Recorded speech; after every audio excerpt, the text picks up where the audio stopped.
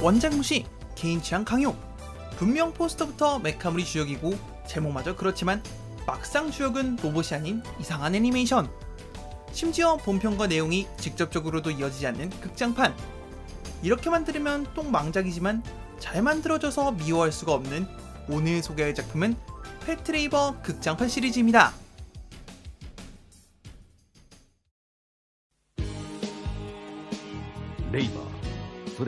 기술의 급격한 발전으로 인류는 산업 전반의 범용 인간형 작업기계 레이버라는 로봇을 본격적으로 투입하기 시작합니다. 빛이 있으면 어둠이 있듯 산업 발전에 큰 도움을 준 레이버였지만 이를 이용한 범죄 역시 발생했죠.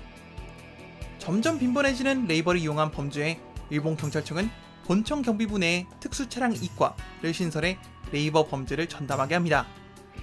그렇게 범죄에 활용되는 레이버들을 상대하기 위해 패트롤 레이버, 즉 패트레이버 역시 탄생하게 되죠. 그리고 이 작품은 막상 레이버를 이용한 범죄가 많이 일어나지 않아 경찰 내부에서 한직이 되어버린 특수차량 이과의 삶을 다루는 애니메이션입니다. 우선 패트레이버는 여러가지 시리즈가 존재하는데 크게 보면 기본적인 설정을 공유하는 평행세계 시리즈 정도로 이해하면 간단합니다.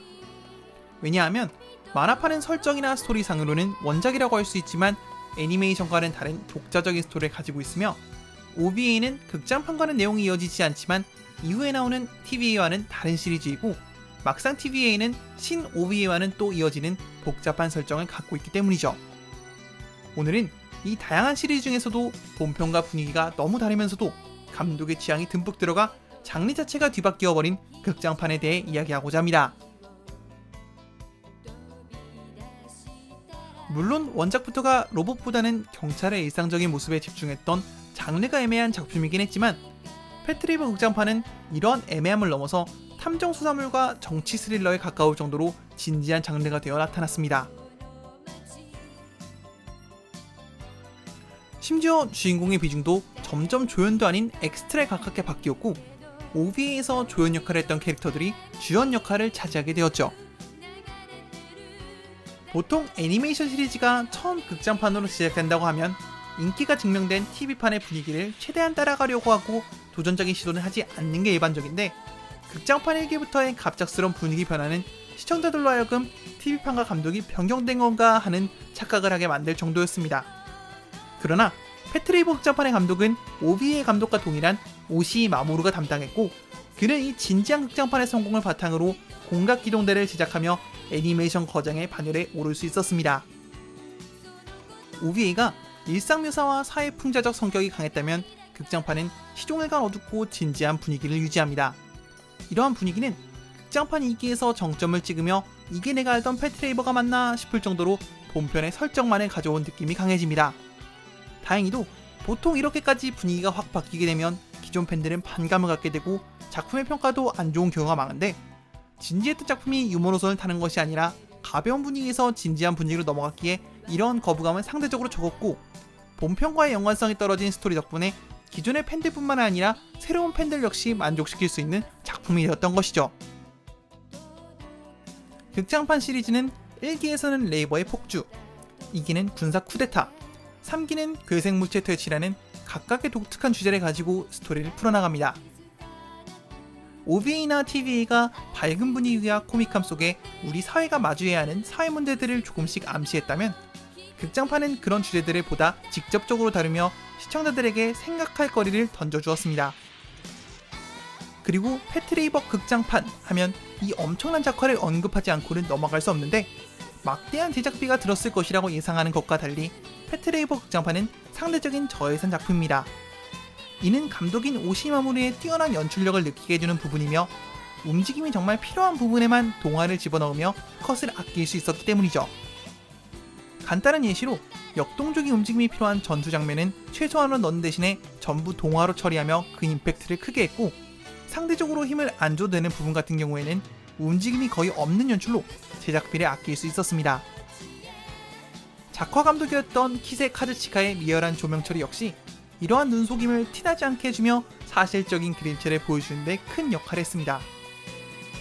그리고 이러한 그림체에 열광한 시청자들 덕분에 리얼리즘 그림체는 하나의 유행으로 번지게 되었죠.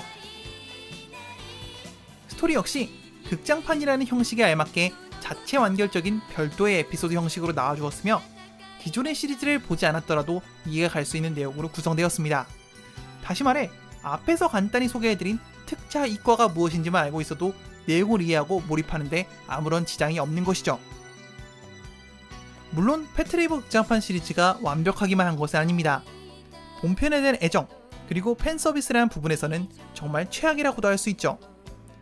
본편보다 미래 시점을 그리고 있다곤 하지만 기존 시리즈의 주인공들의 비중이 너무 약해졌고 2편에 가서는 패트레이버로 조정하던 주인공들이 현직에서는 띄고 있지도 않는 조금 씁쓸한 미래를 보여줍니다. 현실적이라고 한다면 현실적이라고도 할 수 있겠지만 그래도 TV판과 OVA를 함께해온 팬들의 입장에서는 그렇게 존재감이 옅어져가는 주인공들을 보면 조금 씁쓸해질 수밖에 없기 때문이죠. 그리고 오시이 마모루 감독은 인간형 이족 기동병기가 사실상 퇴물이며 필요가 없다는 것을 작품 내에 지속적으로 어필합니다.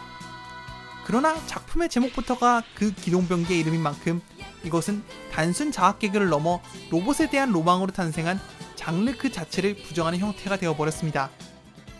감독 개인의 취향 때문에 안 그래도 비중이 적은 로봇이 더욱 설 자리가 줄어들어 시리즈의 꽃이라고도 할 수 있는 극장판에서 거의 등장하지 않는다는 것은 작품성과는 별개로 감독이 이 시리즈에 대해 정말 애정이 있는 것인가 하는 의문을 남기게 되었죠.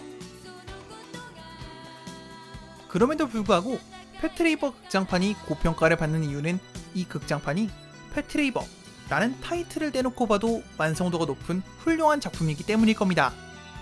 이는 기존 시리즈의 후광을 믿고 작품성이 떨어지는 서비스용 에피소드들을 극장판이랍시고 내놓는 다수 애니메이션들과 크게 대비되는 부분이죠. 또한 패트레이버 극장판은 기존 세계관을 이런 식으로도 볼 수 있다 라는 것을 증명하며 패트레이버라는 시리즈에 또 다른 생명력을 불어넣어 주었습니다. 다만 이런 시도에도 불구하고 2014년에 개봉한 패트레이버 실사판의 처참한 실패 때문에 지금은 시리즈의 전체의 미래가 조금 불투명한 상황입니다. 나름 매력적인 세계관을 가졌던 이 시리즈가 이렇게 잊혀져가는 것은 너무 안타깝기 때문에 혹시 아직 보지 않으셨다면 꼭 보시는 것을 추천합니다. 앞에서부터 말씀드렸듯이 메카물에 대한 거부감을 가진 분들도 전혀 지장을 받지 않고 볼 수 있을 정도로 작품 내부의 로봇의 비중이 적기 때문에 걱정하지 않으셔도 된다는 말씀을 드리며 오늘 리뷰는 여기까지입니다.